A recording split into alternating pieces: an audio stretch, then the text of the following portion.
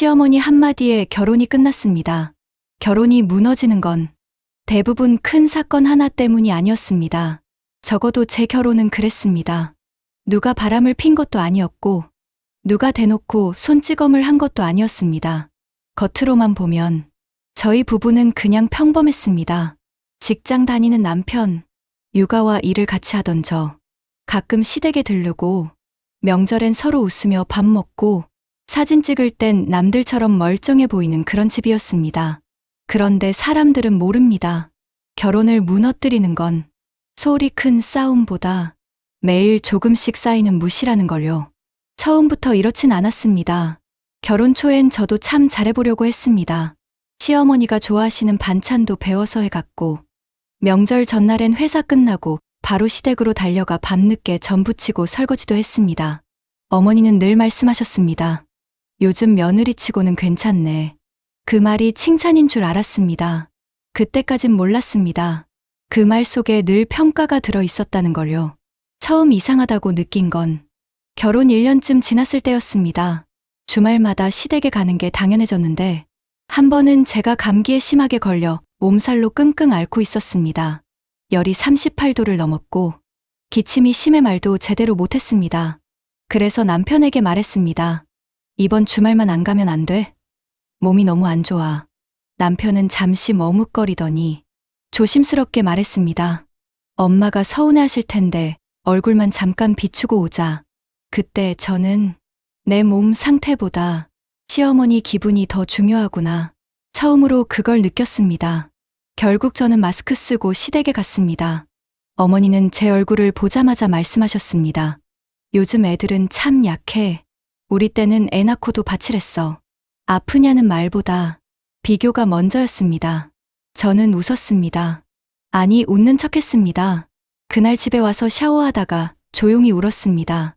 그런데 그런 일은 시작에 불과했습니다. 아이가 생기고 나서 갈등은 더 선명해졌습니다. 출산 후 몸이 제대로 회복되지도 않았는데 시어머니는 거의 매일 전화를 하셨습니다. 애 분유는 뭘 먹이니? 애는 그렇게 안 앉는 거야. 요즘 엄마들은 왜 다 유난이니? 애를 어린이집에 벌써 맡긴다고? 엄마 손이 최고인데 왜 남 손에 맡겨? 저는 처음엔 최대한 공손하게 대답했습니다. 하지만 어떤 답을 해도 늘 틀린 쪽은 저였습니다. 모유 수유를 하면 젖이 부족해 보인다. 분유를 보충하면 엄마 정성이 부족하다. 아기를 안고 있으면 버릇 나빠진다. 잠깐 내려놓으면 애를 너무 안 돌본다. 도대체 어떻게 해야 맞는 건지 저는 점점 알 수가 없었습니다. 더 힘들었던 건 남편의 태도였습니다. 남편은 나쁜 사람이 아니었습니다. 오히려 밖에선 성실하고 점잖은 사람이었습니다. 회사에서도 평판이 좋았고 아이한테도 잘하려고 노력했습니다. 하지만 문제는 늘 똑같았습니다. 남편은 누구 편도 들지 않는 척하면서 결국 늘 자기 엄마 편에 서 있었습니다. 제가 속상하다고 말하면 남편은 늘 이렇게 말했습니다. 엄마도 아기는 없어. 그냥 옛날 분이라서 그래. 당신이 조금만 이해하면 돼. 괜히 크게 만들지 말자. 이 말이 쌓일수록 제 마음은 이상하게 더 외로워졌습니다. 누군가 제 상처를 보고 그래, 내가 힘들었겠다. 그 한마디만 해줬어도 버틸 수 있었을지 모릅니다. 그런데 제 곁에 남편은 늘 상황만 정리하려 했지. 제 마음은 한 번도 안아주지 않았습니다. 갈등이 더 커진 건 집 문제 때문이었습니다. 저희는 전세로 신혼을 시작했고 아이가 커가면서 더 넓은 집으로 옮겨야 했습니다. 그런데 전세금이 너무 올라 결국 시댁에서 7천만 원을 보태주게 됐습니다. 저는 그 돈이 들어오는 순간부터 불안했습니다. 남편은 말했습니다. 당신 너무 예민하다. 도와주시는 건데 왜 그렇게 생각해? 하지만 제 예감은 틀리지 않았습니다.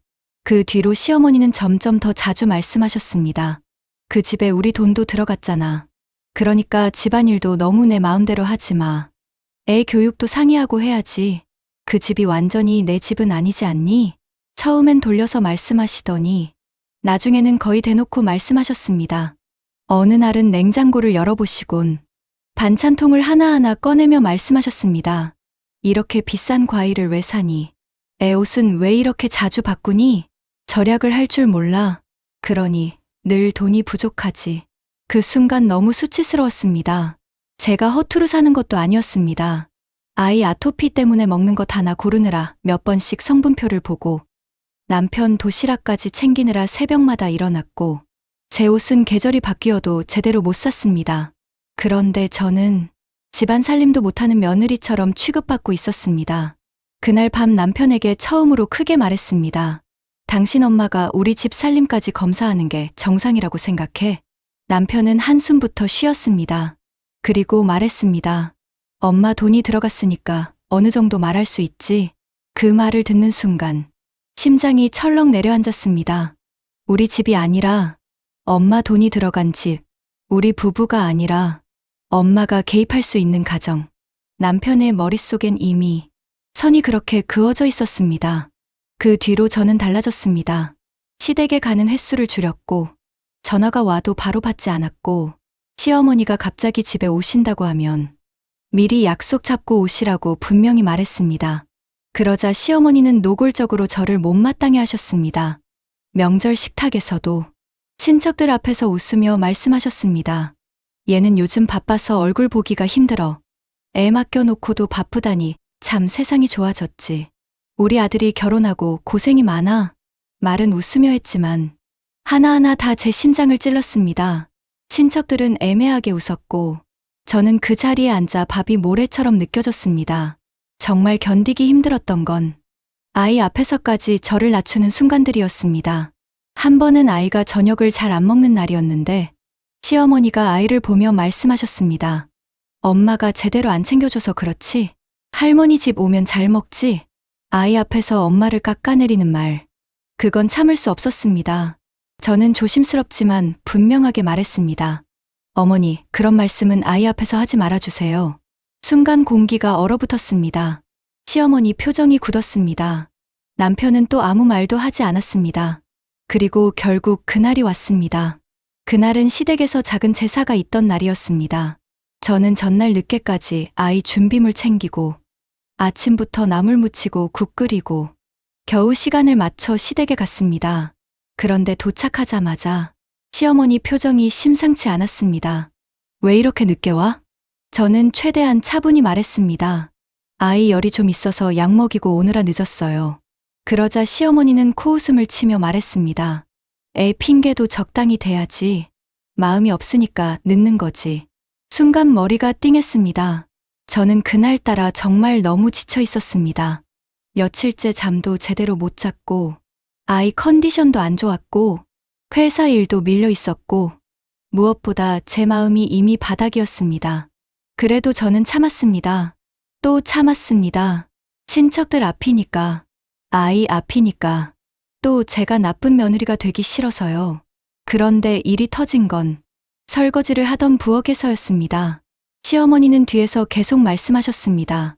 내가 진작 알아봤어. 요즘 며느리들은 시댁을 남처럼 생각해. 우리 아들이 불쌍하지. 집에 돈까지 보태줬더니 사람이 달라졌어. 그때 저는 손을 멈추고 돌아섰습니다. 그리고 아주 조용하게 말했습니다. 어머니, 제가 잘못한 게 있으면 저한테만 말씀하세요.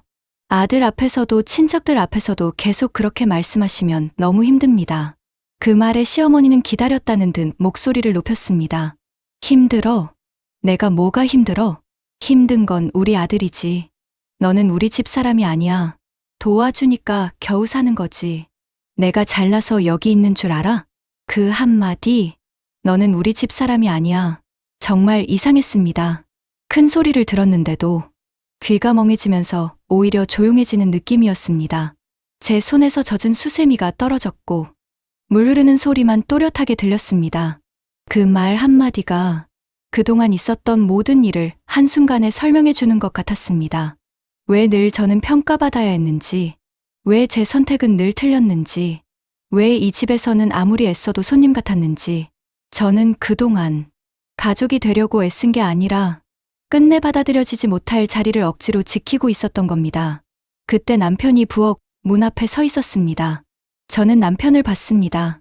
정말 마지막이라는 마음으로 봤습니다. 지금이라도 말해주길 바랐습니다. 엄마, 그만하세요. 내 아내한테 그렇게 말하지 마세요. 이 사람은 내 가족이에요. 단 한마디면 됐습니다. 정말 그 한마디면 됐습니다. 그런데 남편은 끝내 입을 열지 않았습니다. 시선만 피한 채 작게 한숨을 쉬더니 이렇게 말했습니다. 오늘은 그냥 넘어가자. 그 순간 알았습니다.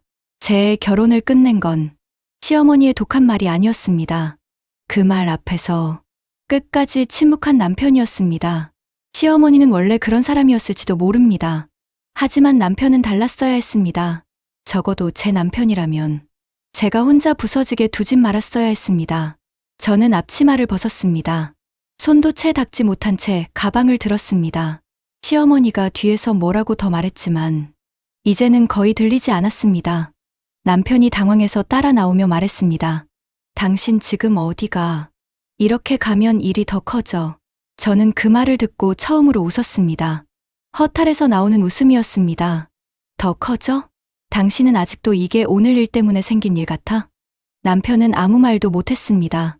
저는 떨리는 목소리로 말했습니다. 당신 엄마가 날 우리 집 사람이 아니라고 했을 때 당신이 아무 말도 안 한 순간 내 결혼은 끝났어. 그 말이 끝나자 제가 제일 먼저 무너졌습니다. 강하게 말했지만 사실 제 안은 이미 산산조각 나 있었습니다. 그날 저는 아이를 데리고 친정으로 갔습니다. 남편은 처음엔 계속 연락했습니다. 화를 내기도 했고 달래기도 했고 엄마가 순간 화가 나서 그런 거라고 했고 시간 지나면 괜찮아질 거라고 했습니다. 하지만 저는 알고 있었습니다.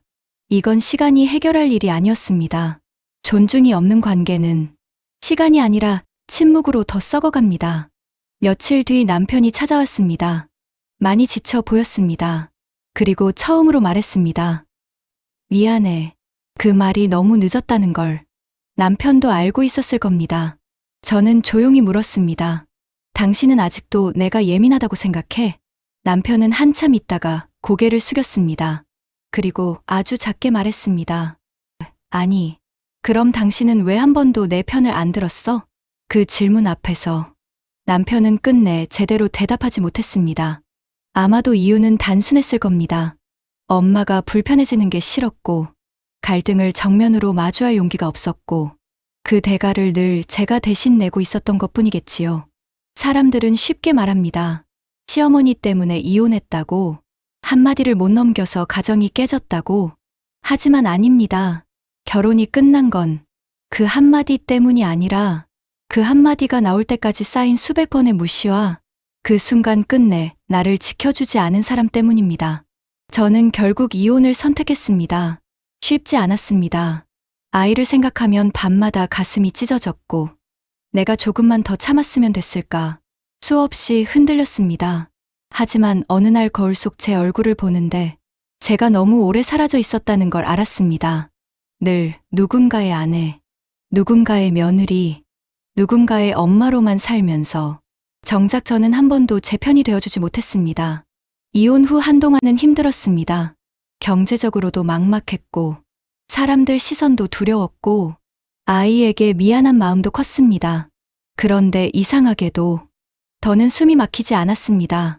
주말이 와도 전화벨 소리에 가슴이 철렁하지 않았고 냉장고 문을 열 때 누가 평가할 것 같지 않았고 아이 앞에서 제가 깎아내려지지 않았습니다.